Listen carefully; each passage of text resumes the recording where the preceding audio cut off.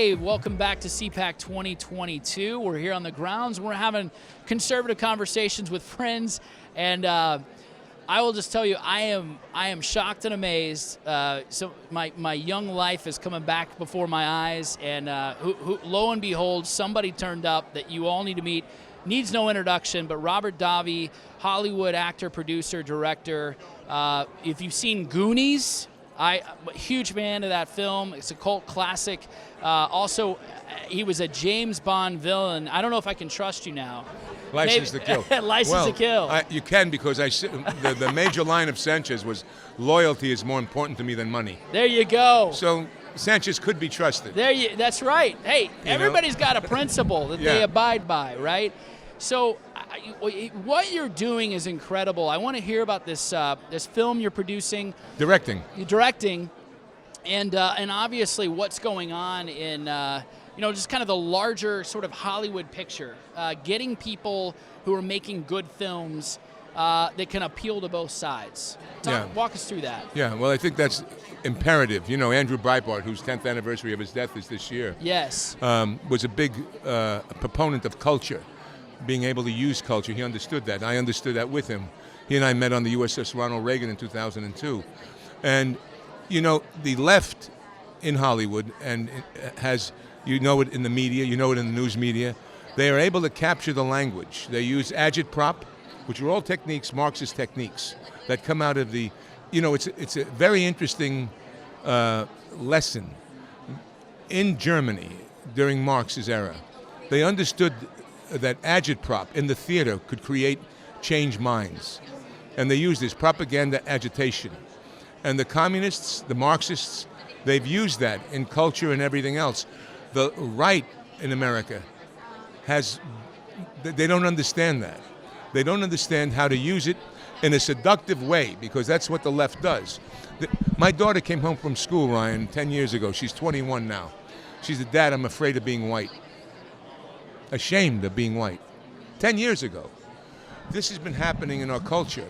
And until we have to understand how Reagan in Hollywood fought communists, the infiltration of communists. Now, people say they want to make you sound like a right-wing conspiracy nut if you say this, you know, if you talk about this.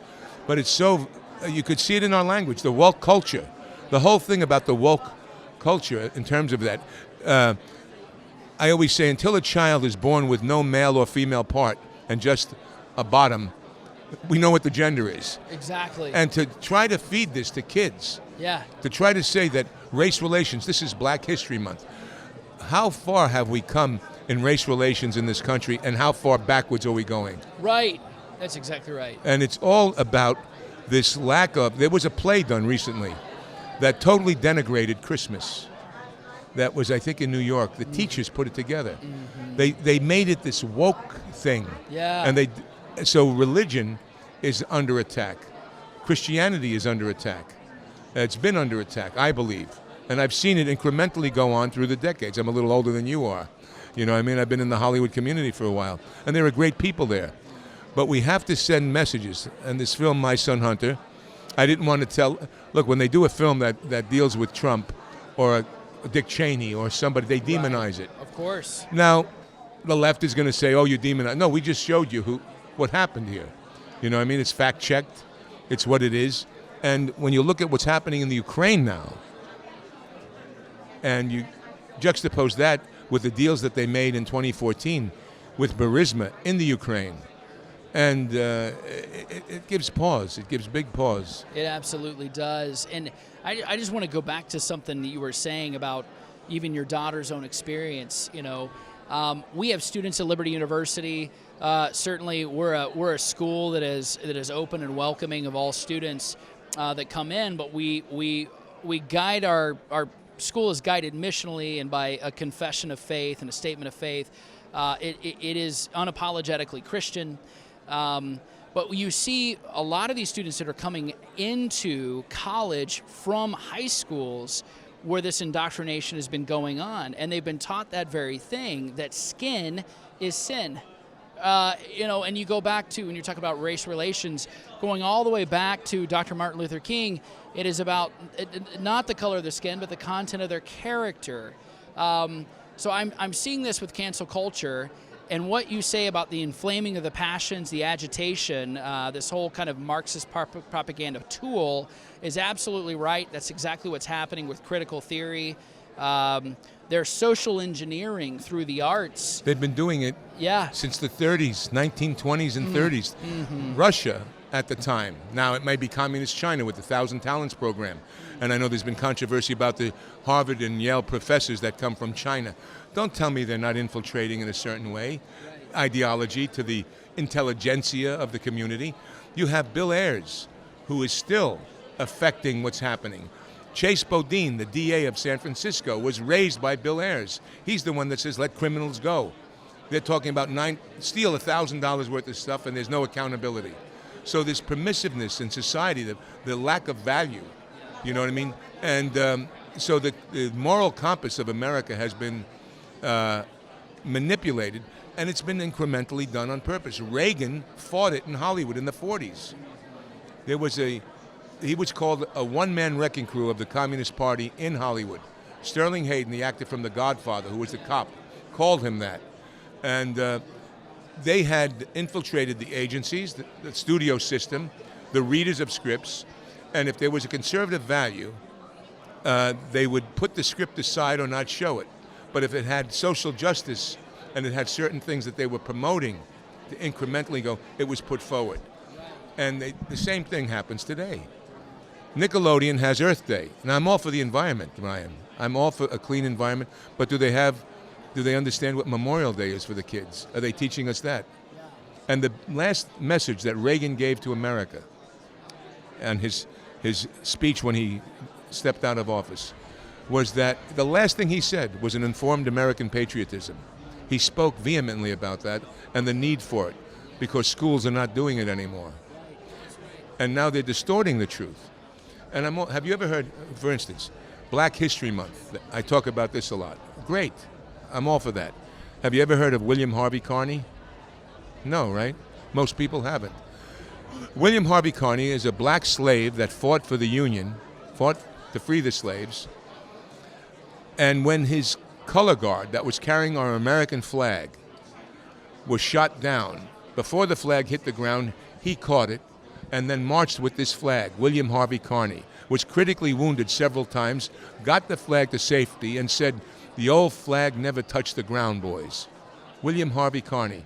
In 1902, they gave him the Medal of Freedom. He became in the 1880s, one of the first postal generals when we had the post office. Nobody talks about him in Black History Month, but Kaepernick and LeBron James are revered. And this is the biggest mistake.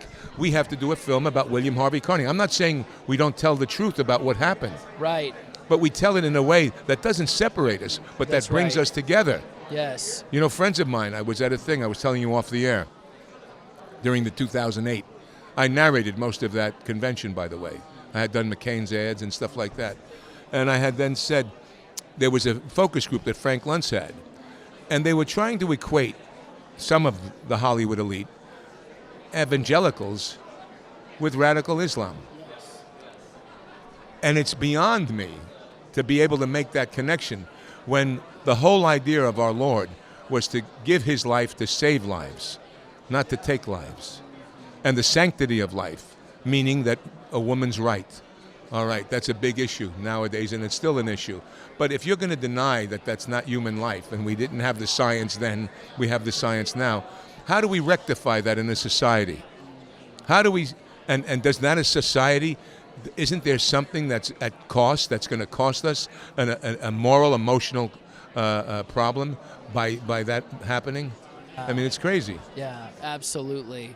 Well, I really appreciate you stopping by to share with us. And real quickly, I just want to hear, lastly, about this movie itself. My Son Hunter. Exactly. When it's coming out, when it's going to be released, all of that. Yeah, well, we're in post-production right now. I finished the edit.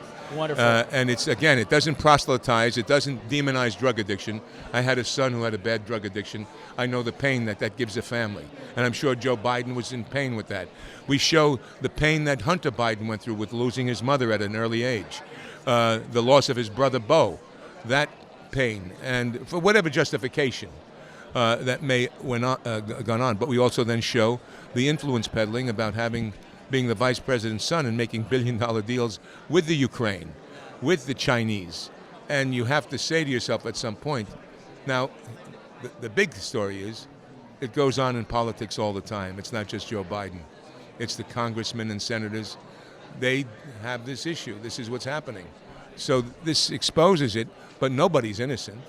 None of them are innocent in political life. I'm sure Pelosi and Schumer and Schiff and, McConnell and, Right. To be honest. Absolutely. And you have to get the information out there. And I think a lot of people, the problem is only one person is telling the truth. In media, there might be 10, 100, or 1,000 that are telling a lie for the sake of propaganda. So we need to get this information out there. Yeah, and this film does it in a very entertaining way. Great performances by Lawrence Fox, who plays Hunter Biden. Lawrence Fox, his family is like English dynasty. James Fox did David Lean films. Okay, yeah. Ed Fox did Day of the Jackal. Okay. And his other brothers and siblings. John James from Dynasty plays Joe Biden. Okay, yep. And Gina Carano is in it, who's the Secret Service agent. Okay. And we have this young actress and a new black actor from Nigeria. And it's a terrific film, and I think people will at least find it interesting and informative. Fantastic. Well, thank you so much, Robert Davi, for joining us. I really appreciate it. I appreciate you coming. Thank you. God God bless Thank you. God bless you, Ryan.